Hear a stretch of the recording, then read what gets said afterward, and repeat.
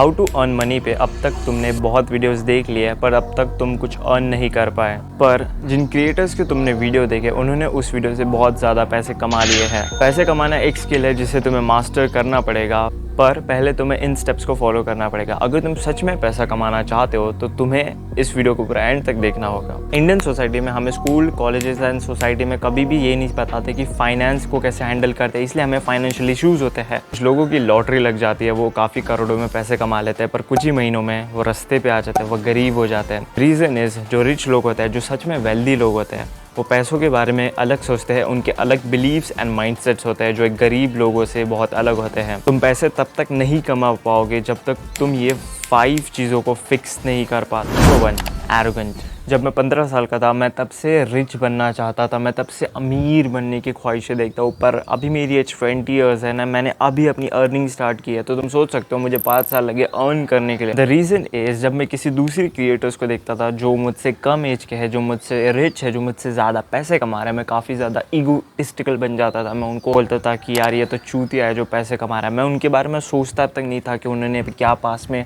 Achievement किया है, क्या पास में उन्होंने ऐसा किया है जिसकी वजह से वो इस स्टेज पे हम उन्हें अप्रिशिएट नहीं करता था। इस वजह से मैं एरोगेंट बन गया था, मैंने ईगो काफ़ी बढ़ गया था without any reason. And arrogancy बहुत ज़्यादा हो चुकी है हमारे इस मॉडर्न वर्ल्ड में। हम दूसरे लोगों को देखते हैं, बोलते हैं ये तो चूतिया है, ये तो पैसे कमा रहा है, किसी फॉल्स वे में कमा रहा है, ये तो डिज़र्व नहीं करता है। पर जो कमा रहा है वो उसके लिए डिज़र्विंग होता है, वो उसके लिए कैपेबल होता है कि उसने उतनी रिसर्च की है, उसने उतना नॉलेज लिया, तब जाके वो उस लेवल पे कमा पा रहा है। जो मेन चीज़ होती है वो है अननेसेसरी ईगो हम में बिल्डअप हो जाता है, जिसकी वजह से हम अप्रिशिएट नहीं कर पाते दूसरों को, हम सीखने की ख्वाहिश नहीं रख पाते। पर इस चीज़ को तुम्हें फिक्स करना पड़ेगा, क्योंकि जब तक तुम अपनी एरोगेंसी को कम नहीं करोगे तो मनी का एम तक नहीं अर्न कर पाओगे। बिकॉज मनी उसे ही मिलती है जो डिज़र्विंग होता है, जो उस चीज़ के लिए मेहनत करता है, जो वैल्यू प्रोवाइड करता है। ये तुम नहीं कर पाओगे अगर तुम्हें ईगो है, एरोगेंसी है इन टर्म्स ऑफ दूसरे लोगों के लिए, कि तुम दूसरे लोगों को देख के जज करते हो, बोलते हो कि तुम ये तो चूतिया है, एंड तुम अर्न नहीं कर पाओगे। इस माइंड सेट से तुम्हें फिक्स करना पड़ेगा। जब तुम किसी रिच इंसान को देखते हो, चाहे वो तुमसे एज में कम हो ज़्यादा हो, तुम उसे देखो, उसे ऑब्जर्व करो, हम्बल हो जाओ एंड उसे बोलो, देखते इसने क्या ऐसी चीज़ें टास्क किए हैं जिससे ये अर्न कर पा रहा है। खुद को हम्बल डाउन करने से तुम समझ पाते हो कि तुम भी कैसे उस लेवल तक पहुंच पाओगे। ये गलती मैंने की थी, इसलिए मैंने इतना लेट अर्न करना स्टार्ट किया है।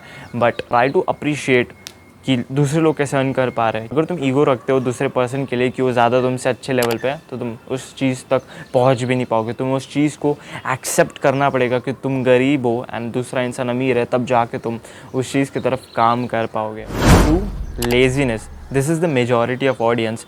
हम काफ़ी ज़्यादा लेज़ी हो जाते हैं एक्शंस लेने के लिए। हमारे पास एक बहुत अच्छा प्लान होता है, बुलेट प्रूफ प्लान है, पर हम उस चीज़ के लिए एक्शन नहीं ले पाते जस्ट बिकॉज हम लेज़ी हो जाते हैं। हम एक्शन लेने से डरते हैं या सोचते हैं कि हमारे पास कल का दिन है, हमारे पास नेक्स्ट वीक है करने के लिए, हमारे पास पूरा साल बचा है 2024, तब जाके हम उस चीज़ को करेंगे।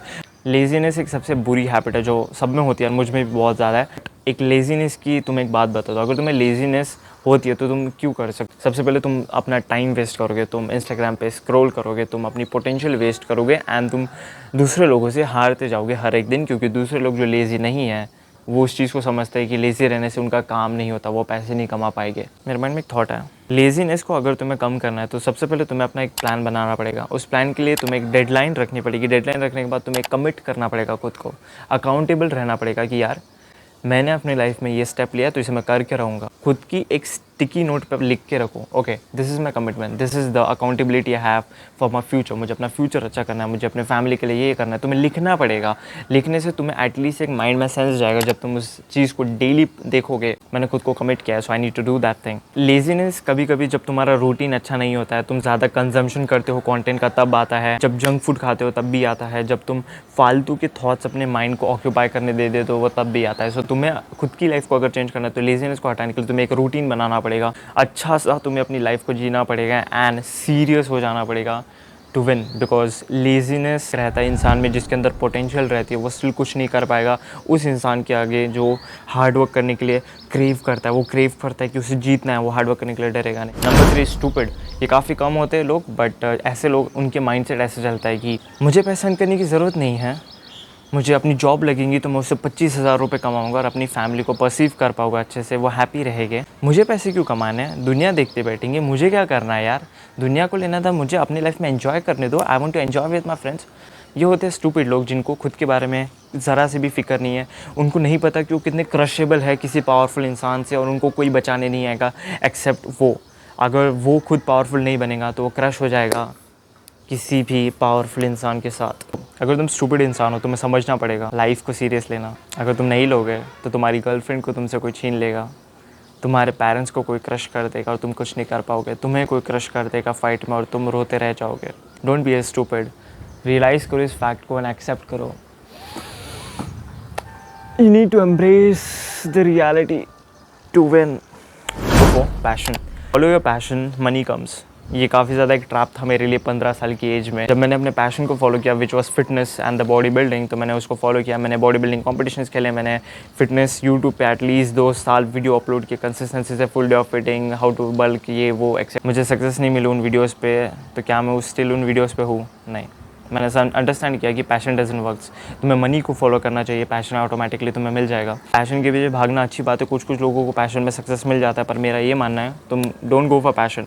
अगर तुम पैशन तुम्हारा बहुत अच्छा है, तुम उसमें टैलेंटेड हो, तुम उसमें हार्ड वर्किंग हो, तुम उससे पैसे मोनेटाइज कर पा रहे हो, पैसे जनरेट कर पा रहे हो, तो अच्छी बात है। पर अगर तुम नहीं कर पा रहे हो, शिफ्ट टू अनदर स्किल। जो चीज़ तुम्हारे लिए नहीं काम कर रही है उसके ऊपर टाइम वेस्ट करना भी गलत बात है। 1 साल 2 साल मैंने फिटनेस कॉन्टेंट पर टाइम दिया, but passion wasn't working for me. My passion was working. Starting से मुझे पता था सेल्फ इंप्रूवमेंट मेरे लिए एक अच्छी नीश होगी कंटेंट क्रिएट करने के लिए, पर मेरे पास उतना एविडेंस नहीं था, मेरे पास उतने पास रिकॉर्ड्स नहीं थे कि मैं कुछ उस चीज़ के ऊपर बोल सकूँ। अभी मेरे पास पास रिकॉर्ड्स है कि मैंने ये चीज़ अचीव किया, मैंने ये चीज़ अपने लाइफ में हासिल की है, तो मैं उस चीज़ की बोल पा रहा हूँ।